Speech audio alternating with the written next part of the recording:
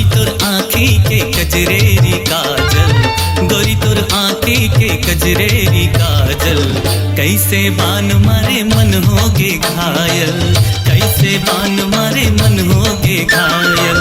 छन छन चूरी बोले ओ बोले पायल, छन छन चूरी बोले ओ बोले पायल, बैहा बन गे संगी होगे ते पागल, बैहा बन गे संगी होगे ते पागल।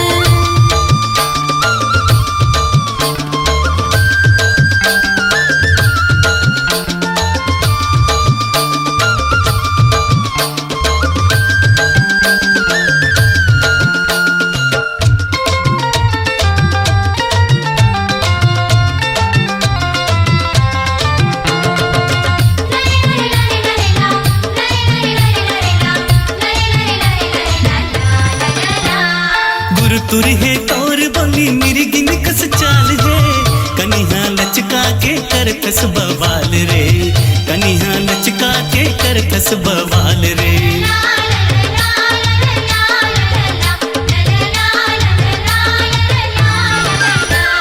गुरु तुरी है तोर बोली मेरी गिन कस चाल है, कनिहा लचका के कर कस बवाल रे, कनिहा लचका के कर कस बवाल रे।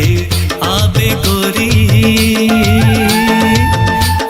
गोरी तैन दिया कछार माँ, आबे गोरी तैन दिया कछार माँ, कैसे बान मारे दिल होगे घायल, कैसे बान मारे दिल होगे घायल।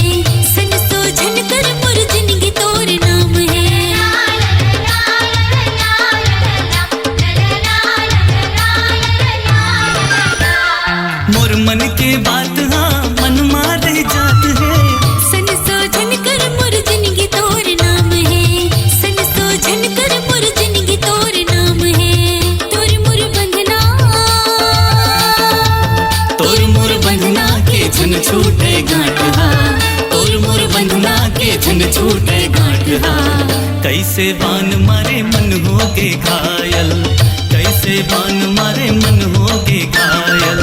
छन छन चूरी बोले ओ बोले पायल, छन छन चूरी बोले ओ बोले पायल, बैहा बन गे संगी होगे ते पागल, कैसे बान मारे मन होगे घायल, बैहा बन गे संगी होगे ते पागल, कैसे बान मारे मन होगे घायल।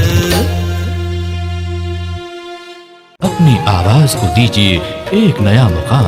डिजिटल रिकॉर्डिंग की दुनिया का जाना पहचाना नाम स्वरांजलि, जहां गूंजती हैं ध्वनियां अपनी माटी की सौंधी सुगंध के साथ। छत्तीसगढ़ी संगीत के विविध रंग जो पहुंचाते हैं पूरे प्रदेश में डिजिटल रिकॉर्डिंग के संग।